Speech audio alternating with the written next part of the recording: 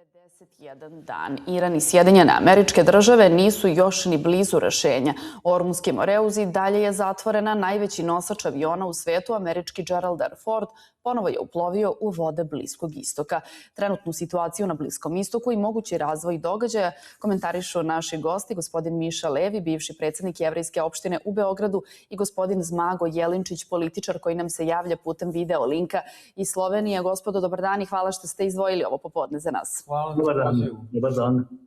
Evo da započnemo razgovor ovde u studiju. Gospodine Levi, iranski predsjednik Masud Pezeškijan objavio je na svom X nalogu da ne razume na osnovu kakvog iranskog zločina američki predsjednik Donald Trump tvrdi da Iran ne bi trebalo da koristi svoja nuklearna prava.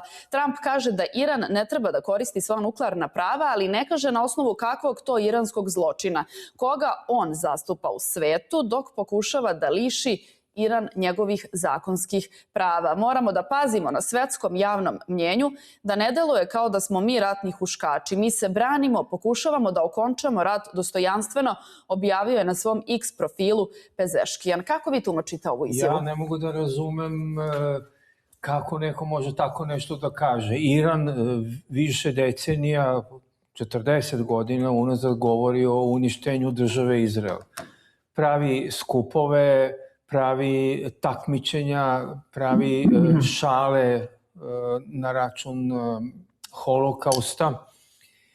Narod u Iranu u Teheranu se skuplja na trgovima, na skverovima, viče smrt Izraelu, pale izraelske zastave.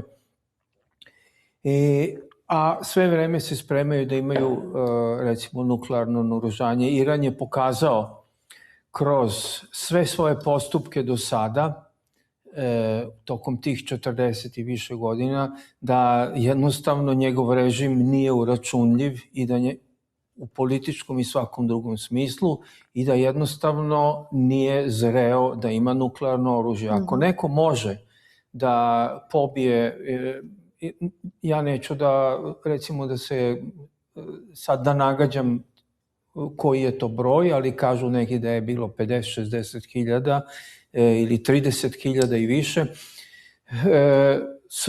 od svog naroda na tim demonstracijama protiv režima, onda možete misliti šta je iranski režim spreman da uradi sa, recimo, narodom u drugim zemljama.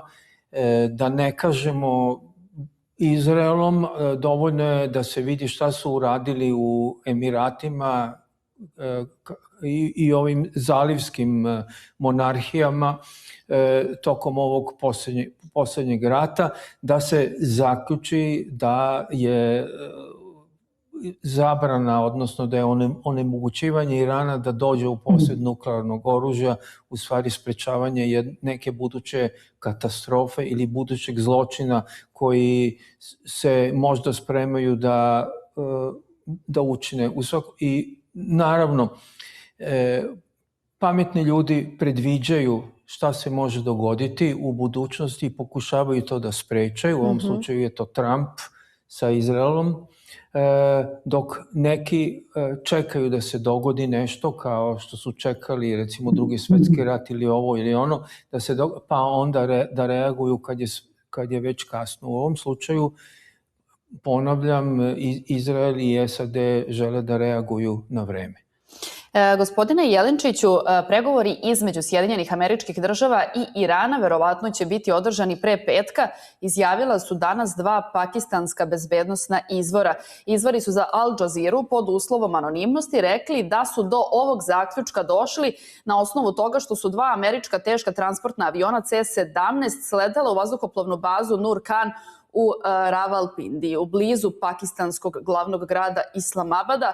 Dodali su i da su putevi od aerodroma do Islamabada privremeno zatvoreni, što ukazuje na pojačane bezbednosne mere.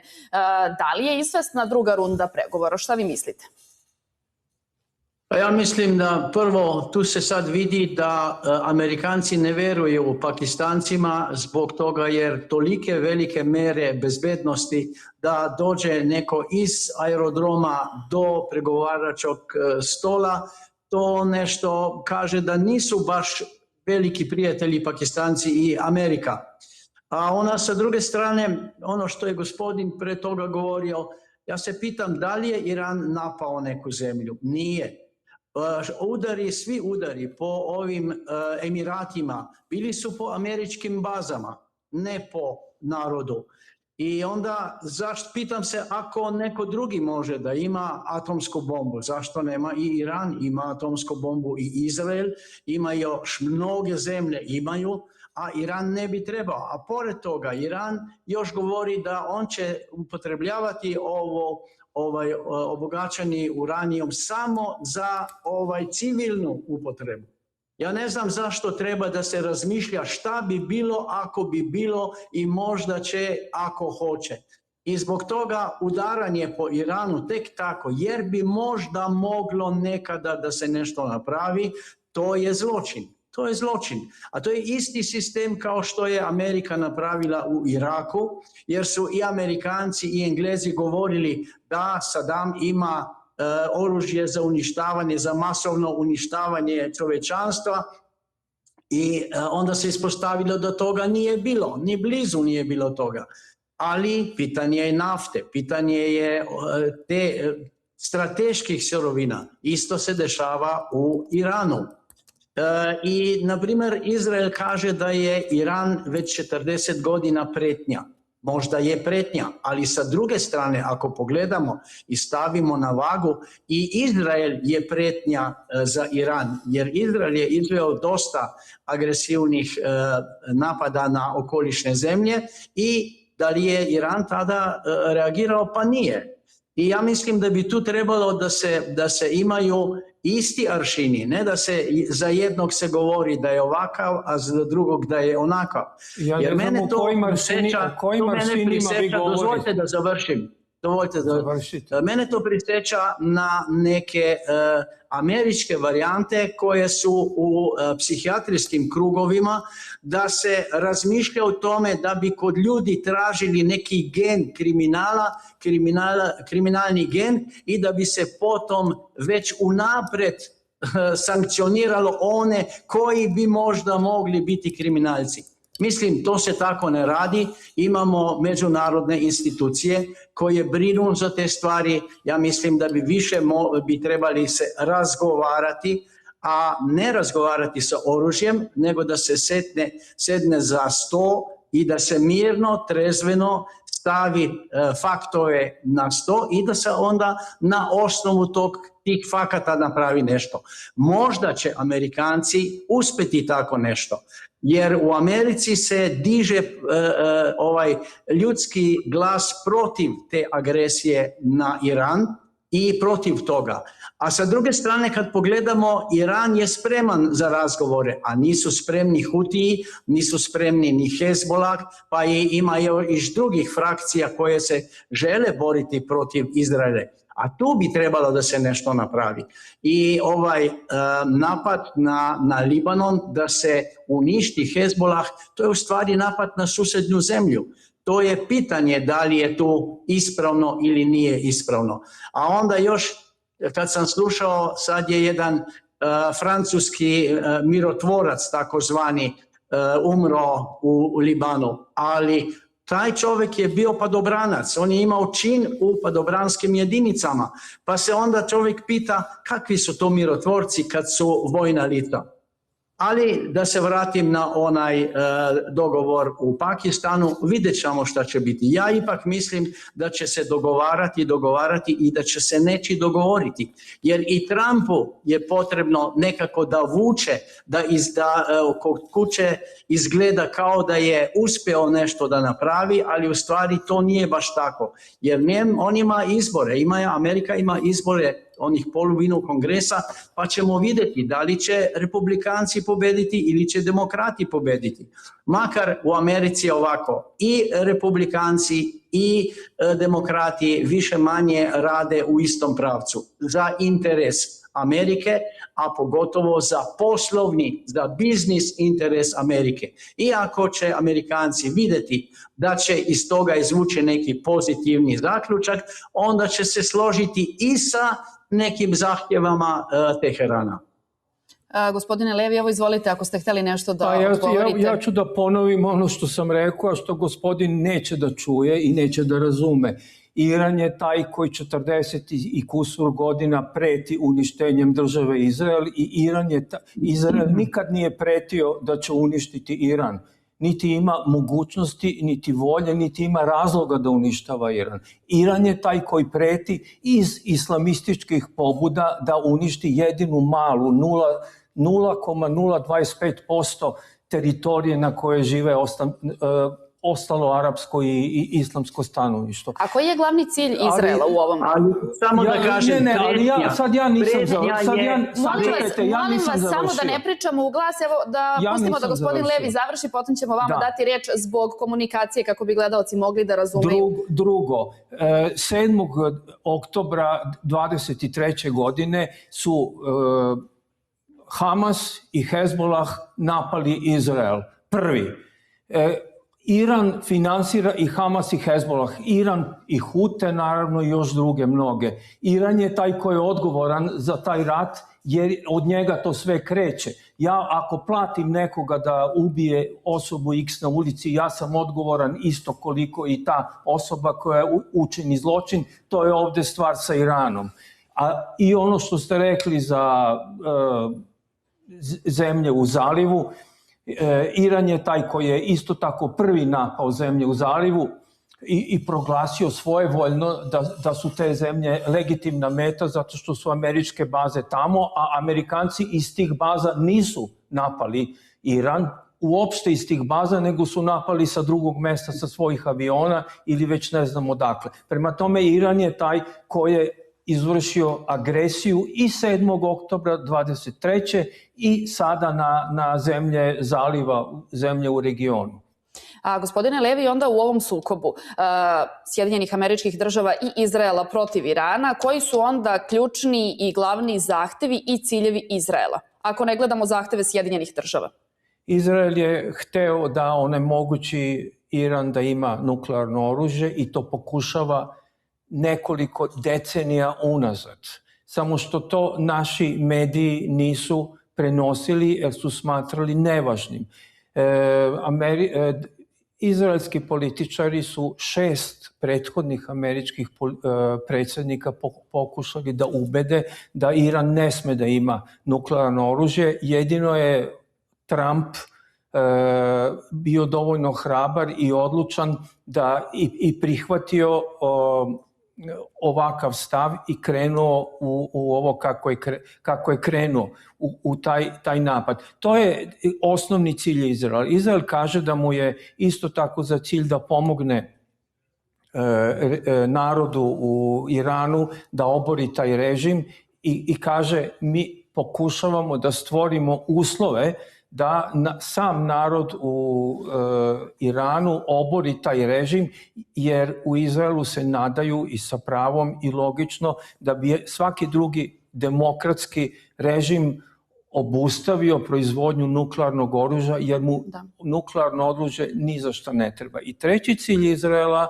je da se onemogući Iran da ima toliki broj balističkih raketa i lansirnih rampi, jer preko tih raketa može da lansira i nuklearne bojeve glave. A i bez nuklearnih bojevih glava su te rakete nanele dosta štete u Izraelu, čak i smrtnih slučajeva, jer neke uspevaju da probiju one izraelske protivvazdušne odbrane. Jedna od poslednjih vesti, američki potpredsednik J.D. Vance predvodit će delegaciju Sjedinjenih Američkih Država u novom krugu mirovnih pregovora sa Iranom, prenosi ABC News, pozivajući se na izjavu američkog zvaničnika pri Ujedinjenim nacijama Majka Volka. Vest dolazi nedugo nakon što je Donald Trump potvrdio da će se održati drugi krug pregovora, pri čemu se očekuje da će pregovarači stići u Pakistan već sutra. U međuvremenu, Trump je u razgovoru za ABC News izrazio umereni optimizam u vezi sa ishodom pregovora. Poručio je kako će do dogovora doći na ovaj ili na onaj način, dodajući da je mogući miran, ali i prisilni scenario rešenja.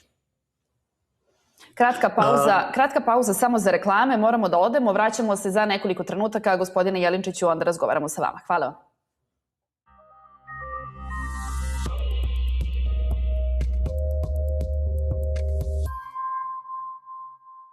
Hej, Lili, to sam zdrava, lepa, fit, a da budem i smart, neke cene su hit. Do 30% popusta na sve Bioderma proizvode do 30. aprila.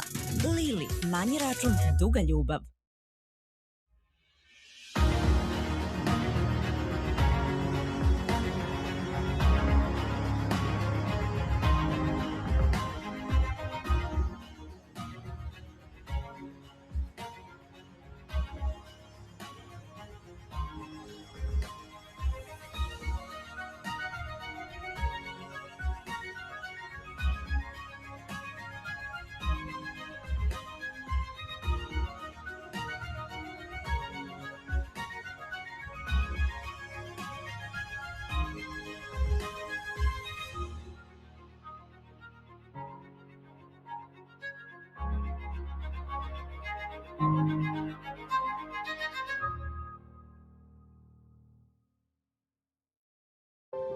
Gasovi ne biraju ni mesto ni vreme, a osjećaj nadutosti stalno se vraća. Zato je važan Flobijan. Klinički dokazano deluje na uzrok i zato dugotrajno rešava gasove i nadutost. 9 od 10 ljudi se osjeća mnogo bolje. Dugotrajno rešenje za gasove i nadutost. Flobijan. Pakovanje za mesec dana. Kvalitet garantuje Probiotic Excellence Center. Abela Farm.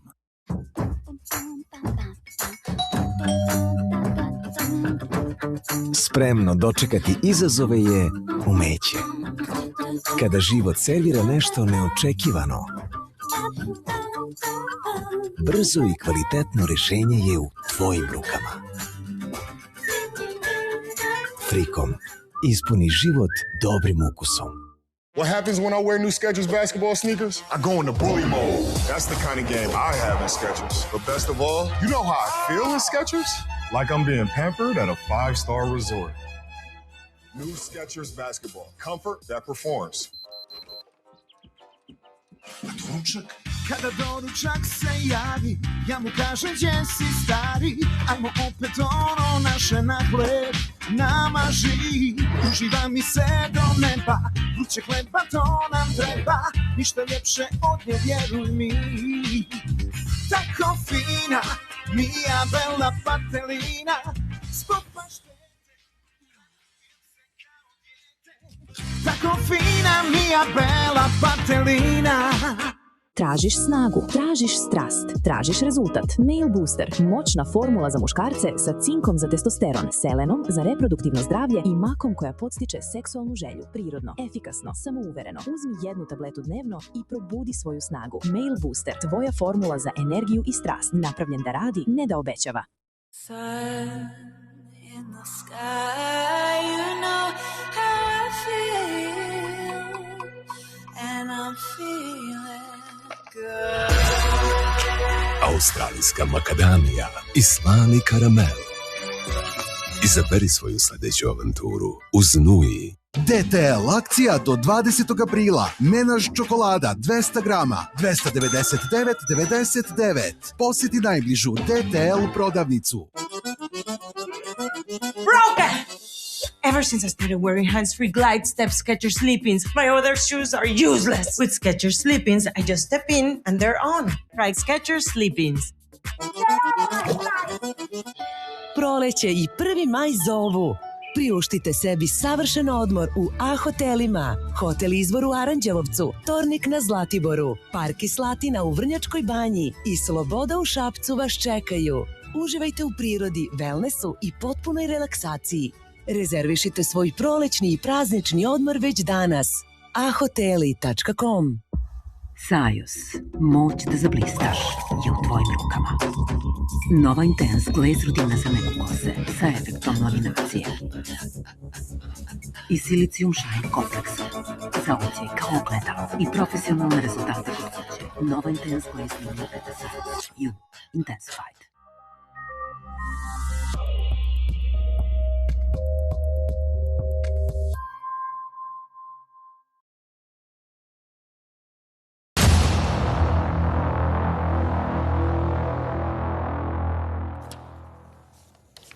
Vraćamo se razgovoru sa našim sagovornicima do 16 časova. Sa nama u studiju i dalje je gospodin Miša Levi, na video vezi jeste gospodin Zmago Jelinčić.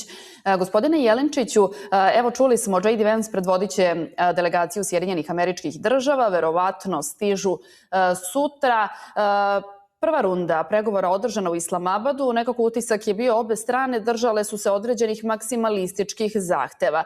Šta mislite, koji su to zahtevi ispod kojih preko kojih Iran ne bi išao i možda koji su neki makar minimalni ustupci da bi Iran seo ponovo za pregovarački sto? Najprije bih rekao još nešto o onog što je govorio gospodin Levi. Rekao je da je 6 američkih predsjednika bilo stalno govorilo da treba Iran uništiti jer će imati atomsko oružje. Znači 6 predsjednika po 4 godine, to je 24 godine. Znači pred 24 godine Amerika je već mislila da će Iran napraviti, kako reći, sutra atomsku bombu. Još je danas ni nemaju. Onda dalje, ovaj program iranski rekli su stalno da je za civilnu upotrebu, ništa drugo. A sa jedne strane kad pogledamo, Izrael je par puta napadao iranska atomska postrojenja kada Iran nije napadao Izrael. Onda još u vezi 7. oktobra to je bio i Hezbollah i Hamas. Zašto nisu udarili tamo? Zašto treba na Iran?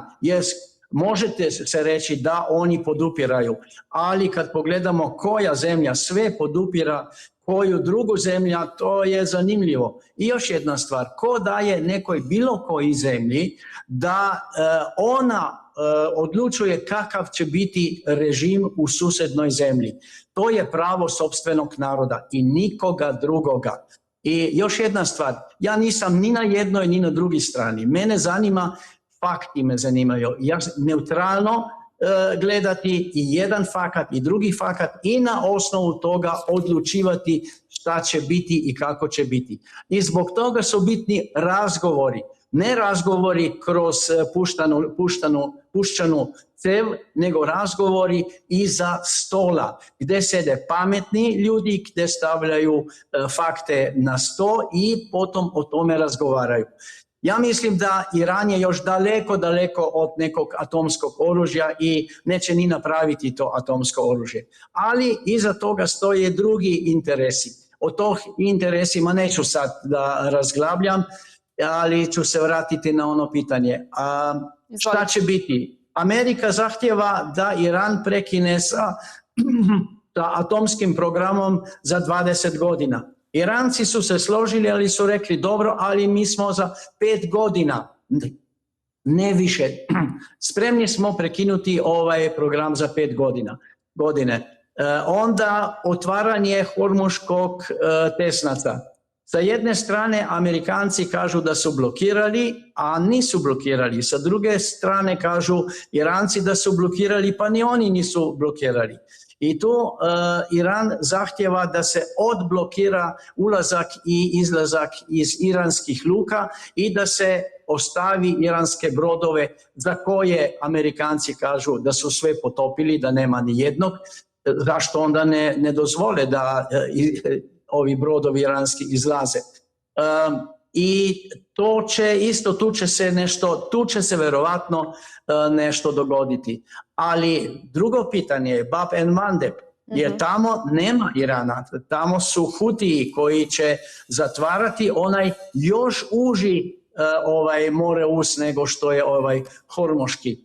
I vidjet ćemo šta će biti. I svaki pokušava nešto da napravi. Iran zahtjeva još reparacije za uništeno imovino unutar Irana i to zahtjeva i od Amerike i od Izraela pa i od ovih Emirata i vidjet ćemo što će tu biti. Amerika je već dozvolila $6 milijardi da se otvori onaj što je blokirani iranski novac u američkim bankama. nije bilo u banki, nego u Kataru, jer Katar imaju Amerikanci i Izraelci pod kontrolom, nevjerovatno samo pod kontrolom, i imaju izuzetno jaki utjecaj i na njihovu infrastrukturu, i na ljude, i na biznis u ovim svim Arapskim Emiratima. Šta će napraviti Vance, ćemo vidjeti. To je teško sad govoriti šta će. On treba da sluša Trumpa, a Trump ponekad je njegova reakcija baš, čovjek bi rekao, nije baš logična. Isto kao što je on napao sad papu u Rimu, jer je papa rekao da je treba ne sa oružjem, nego sa razgovorima da se dođe do nekog rezultata. Gospodine Levi, evo čuli smo, u Pakistan predvođena J.D. Vanceom stiže delegacija Amerike, dok sa druge strane Iran kaže Teheran nije spreman za bilo kakve pregovore. Šta vi mislite i vaše mišljenje me zanima, koliko su realni izgledi da uopšte pregovori budu održani i da u bilo kom formatu se dođe do pa makar nekog iskoraka? Mislim da će pregovori svakako biti održani, koliko će biti kratki ili dugi u ovom sada, u ovoj sesiji, na ovoj sednici, to ne znamo, ali ono što znamo je sledeće. Pregovori oko primirja u Gazi su trajali preko 2 godine, bilo je nekoliko, bar 2 plana o prekidu vatre sa ovoliko tačaka, sa onoliko tačaka, i još naravno za vreme Bajdena, pa onda za vreme Trumpa. I to je trajalo toliko dugo koliko je trajalo. I prema tome ja ne očekujem da će pregovori u Islamabadu biti kraći. Oni će se sad završiti, ali će ovako ili onako. Ne verujem da će se završiti sa nekim krajnjim ishodom, povoljnim i za Iran, i za Sjedinjene Države, i za Izrael. Mislim da će biti još nekoliko ili još više takvih razgovora, jer još uvek su obe strane vrlo, kako da kažem, imaju te, kako se kaže danas, maksimalističke zahteve u vezi uslova za postizanje nekog trajnog dogovora. Kada smo pomenuli Ormuski Moreus, gospodine Jelinčiću, svakako to je jedna od tačaka koja nekako nije ni bila prvobitni zahtev Sjedinjenih Američkih Država, već se potom nametnula upravo od strane Irana. Vidimo naravno na globalnom nivou posledice toga, verovatno kod vas zapravo u Sloveniji takođe se osete posledice kao i ovde i najavljene su tek velike cene nafte ukoliko potpuno bude bio zatvoren. Iran je danas rekao napadaćemo bilo koje američke fregate koje čak budu pokušale da deminiraju područje Ormuskog Moreuza. U Parizu su održani pregovori gde je jedna od tema bila deblokada i normalan prolazak kroz Ormuski Moreus. Najavljeno je da će potencijalno u Velikoj Britaniji biti naredni pregovori. Međutim, kolika je onda uloga Brisela kada neki ključni lideri poput Ursule von der Leyen nisu bili pozvani u Pariz na te razgovore? Pa, Evropska unija tu nema reći. To je stvar gde će se dogovoriti Amerika i Izrael sa jedne strane i Iran sa ovim kojima ga podupiru sa druge strane. Nema tu Evropske unije, nema tu von der Leyenove, jer von der Leyenovu Amerikanci, pogotovo Trump, ne uzimaju kao ozbiljno lice. To je žena koja nije bila odabrana na nikakvim izborima, nego je što je bilo dogovoreno ko će biti onaj koji će odlučivati o Evropskoj uniji. Ali tu se otvara jedna zanimljiva stvar. Pogotovo sad u Bugarskoj će biti izbori, jer su izbori, pa ako Radev pobedi, Radev je rekao da će on pokušavati da dobija naftu direktno iz Rusije. Ako Bugari to dobije, onda će to spas i za Srbiju, donekle možda čak i za Sloveniju, ali za Srbiju pogotovo, jer ljudi traže spas. Isto, Evropska unija ne zna šta će da napravi. U Briselu trčkaraju tamo vamo i kukaju što ih Amerikanci ne pozovu. Ali Amerikanci ne uzimaju Evropsku uniju kao ozbiljnog partnera u bilo kojim razgovorima, jer se to tiče ovog Bliskog istoka i čak i Ukrajine. To su prošla vremena. Amerikanci su sad, kako se kaže, skužili da Europska unija tu nema ništa pametno, osim da razmišlja kako da strpa sebi u džep što više love. Kako vi, gospodine Levi, vidite ulogu Evropske unije? Mnogi se pozivaju da Evropska unija treba da se reorganizuje, da zapravo u ovim situacijama i Evropska komisija, Evropska unija treba da reaguju i često se pozivaju na institucije. Međutim, mi ponovo ponavljamo ta kršenja međunarodnih prava koja su i nama, mi smo dokaz ovde i u Srbiji, ali naravno i sve što se nakon toga dešavalo, da zapravo velike sile sebi daju za pravo da krše međunarodna prava. Koliko uopšte uticaj može imati Evropa? Ja isto mislim kao gospodin Jelinčić, Evropa gubi svoj uticaj, iako Evropa je to nekada bila centar sveta i centar svetske kulture, ona više nije u poziciji da to bude i da ima neki značajan uticaj na dešavanja na Bliskom istoku i oni se i sami iz toga izvlače i ostavljaju Ameriku na cedilu, iako im je u većem interesu njima, Evropi, nego Americi, da se obuzda Iran, da se islamizam, radikalni islam ne širi po Evropi. Evropa je već zahvaćena, jako mnogo naroda jako mnogo pripadnika islamske veroispovesti živi u Evropi. Od tog broja, veliki broj njih može vrlo brzo i lako da se islamizira, da postane fundamentalan. A i sam gospodin Jelinčić zna, ja sam slušao njega ranije pre više meseci u nekim ovakvim emisijama, zna koliko je recimo gradonačelnika, sam rekao u Engleskoj, islamskog ili nekog arapskog porekla i koliko Evropa počinje da bude na neki način neutralisana sa Bliskog istoka i da gubi svaki svoj i kredibilitet i svaku svoju snagu. Gospodine Jelinčiću, rekli ste, naravno, održavaju se danas izbori u Bugarskoj. Videli smo i promene određenih vlada, pre svega u Mađarskoj, pad premijera Viktora Orbana i njegove stranke Fides. Očekuju nas još neki izbori u Evropi. Sad mene zanima, s obzirom da i Trumpu predstoje ti međuizbori u novembru, a nekako pad ovih suverenih lidera čini se da je u kontinuitetu zapravo u Evropi. Šta mislite, kako će i ovo uticati zapravo na Evropu da se u nekom narednom periodu potencijalno reorganizuje? Da li će te evropske vlade pobediti uglavnom na nekim budućim izborima? Što se tiče i samog Donalda Trumpa i toga što njega očekuju u Sjedinjenim Američkim Državama, mnogi mu predviđaju pad republikanske stranke. Pa u prvom redu u Evropskoj uniji, Evropska unija, Brisel izuzetno jako utiče na ova politička zbivanja u ostalim zemljama. Pogotovo sad se vidi u Mađarskoj.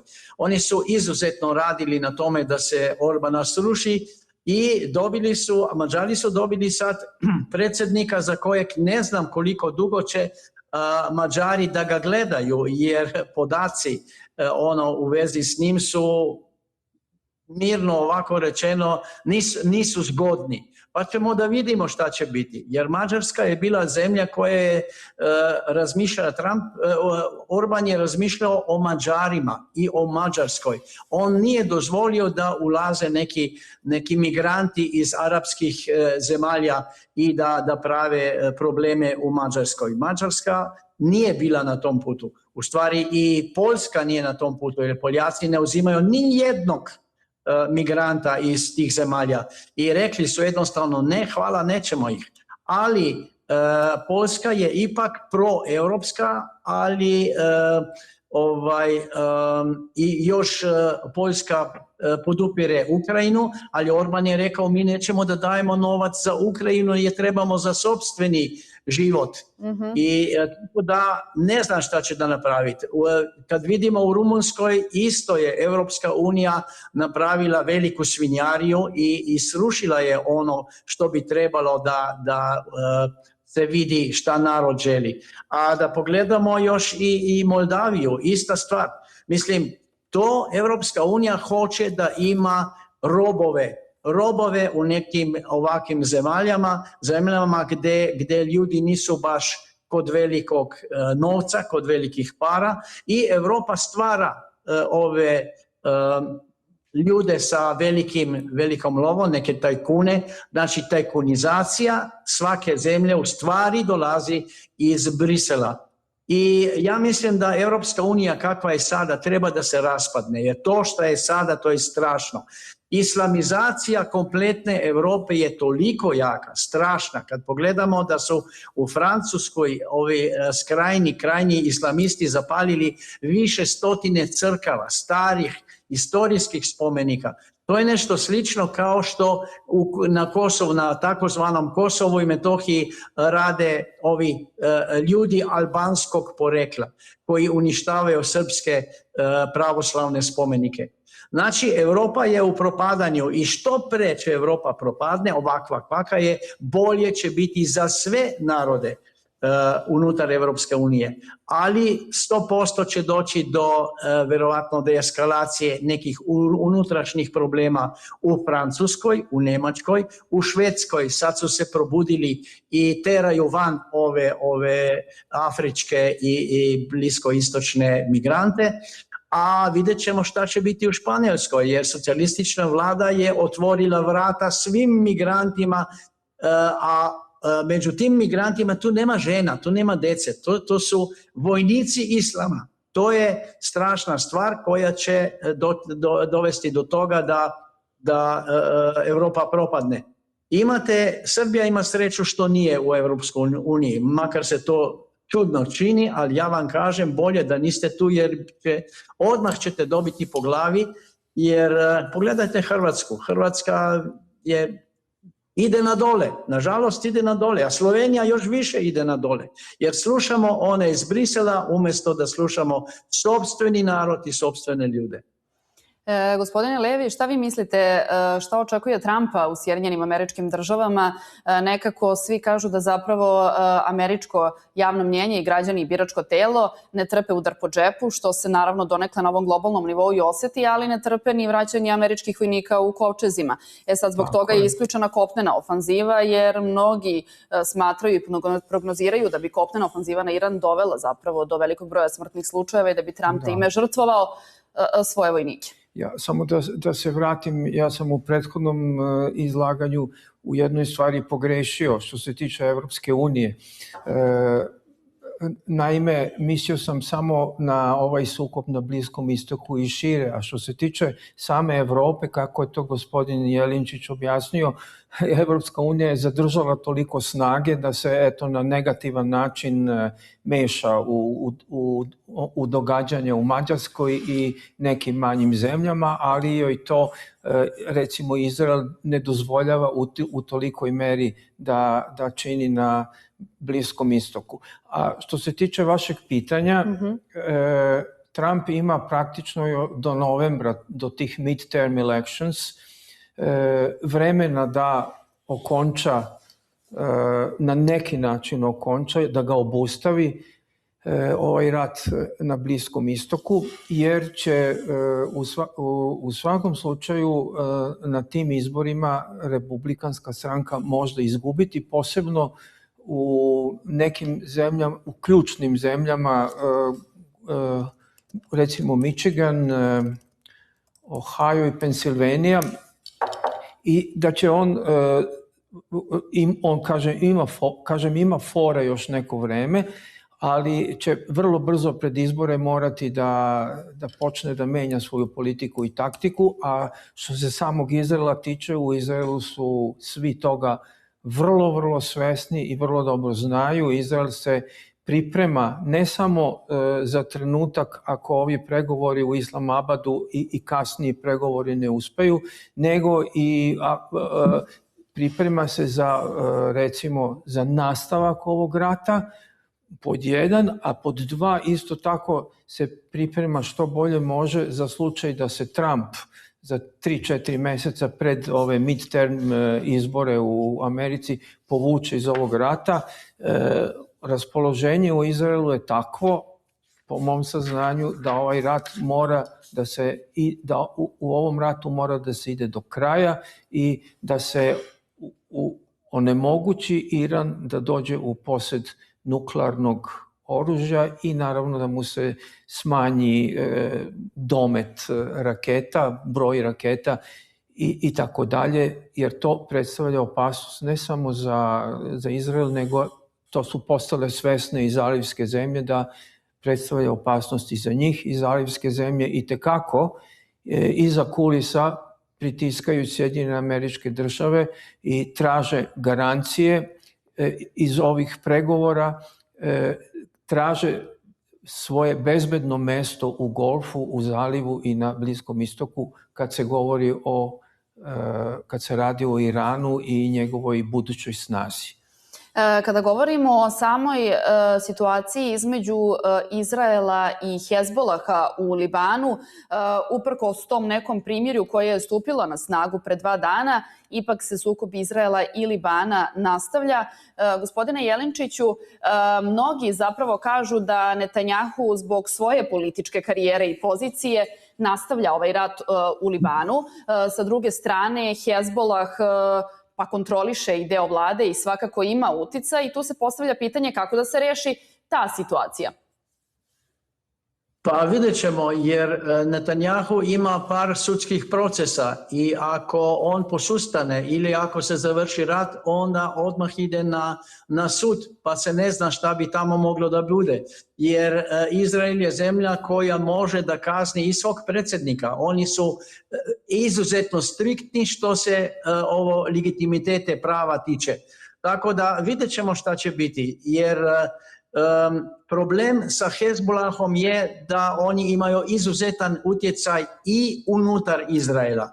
To nije tako jednostavno da bi neko rekao to ćemo lako da rešimo. Nije to lako rješenja, tu nema, a još je u Izraelu zbog ovih raketnih udara po Izraelu samom i ljudi u Izraelu čekaju kraj rata, pa da se nekako završi, a da se završi na neki pametan način. A to je sad teško reći šta je to pametan način i šta je to dobar način. Jer u svakom ratu treba da ima, nije samo gubitnik ili pobednik onaj koji je bitan, to je bilo nekad kad su bili ovi svjetski ratovi jer je jedna strana izgubila, a druga je pobedila. Sada je teško u ovim ratovima, jedino ako su to neka manji ratovi, kao na primjer u Venezueli, kad je došlo do eskalacije sile mimo nekih vojnih stvari. Tu teško je naći ko je pobednik, ko je gubitnik. Svako će prikazati svoje stajalište da je on pobedio, ali ako će to narod progutati, to ćemo vidjeti. Hvala vam mnogo, gospodine Jelinčiću. I evo, ostao nam je svega neki minut da zaključimo razgovor. Gospodine Levi, evo i za vas pitanje. Da li Netanjahua, pa trenutno samo ova ratna dejstva održavaju na vlasti, predstoje mu u oktobru ti opšti izbori, demonstracije su i u Jerusalimu i u Tel Avivu.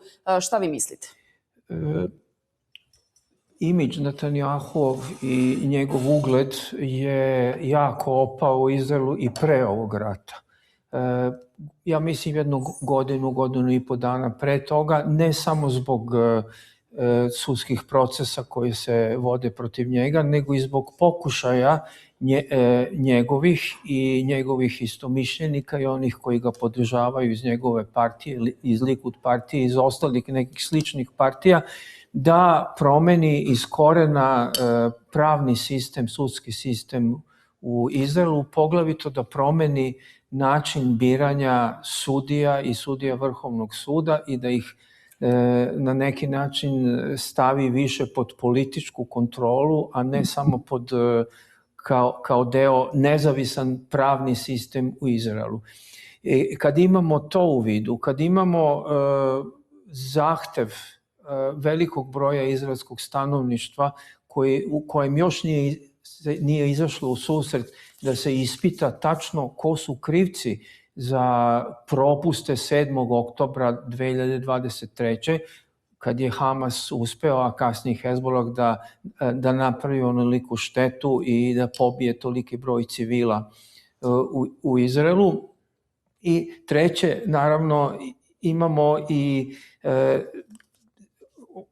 probleme oko tih pregovora. Mnogi u Izraelu su hteli tokom rata u Gazi da se više izađu susret zahtevima ovih terorista da bi se taoci što pre oslobodili. Time moramo da završimo, nažalost nemamo više vremena. Hvala vam mnogo na ovom razgovoru. Hvala vama. Kratka pauza za reklame, vidimo se za svega nekoliko minuta.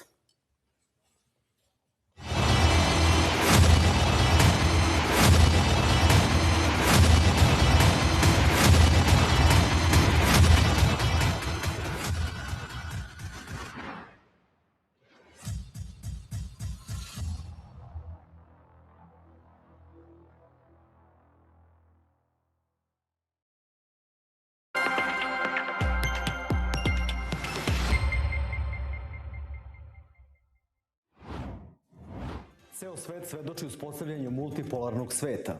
Istorija koju živimo otkriva otvorene i skrivene ratove, javne i tajne pregovore, iskrene i neiskrene saveze. Bavimo se najnovijim vestima i izjavama koje sklapaju mozaik sveta u kome živimo. Uživo slikom idemo u centar svakodnevnog zbivanja i u realnom vremenu objavljujemo najvažniju vest. Da bi razumeli suštinu, razgovaramo sa dokazanim stručnjacima iz svih oblasti društvenog života. Budite sa nama radnim danima od 20 sati kada analiziramo najvažnije događaje u Evropi i svetu.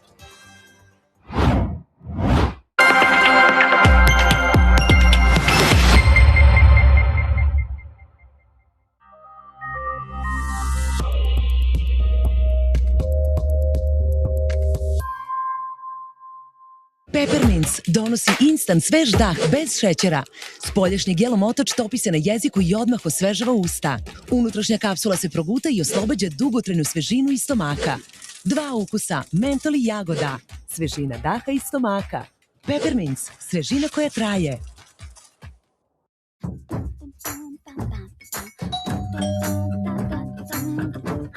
Spremno dočekati izazove je umeće. Kada život servira nešto neočekivano, brzo i kvalitetno rešenje je u tvojim rukama. Frikom, ispuni život dobrim ukusom.